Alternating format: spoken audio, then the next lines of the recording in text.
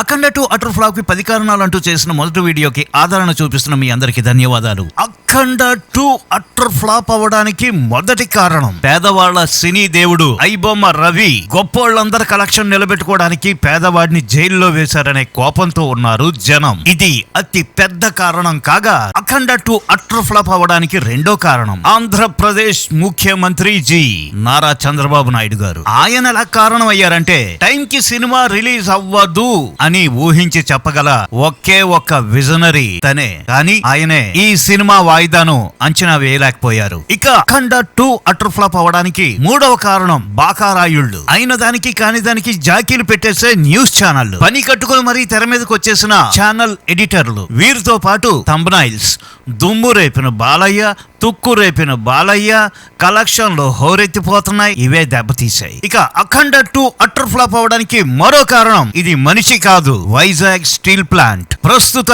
నాయకుడిపై ప్రజల్లో నమ్మకం కోల్పోయిన అతి ప్రధానమైనటువంటి సమస్య స్టీల్ ప్లాంట్.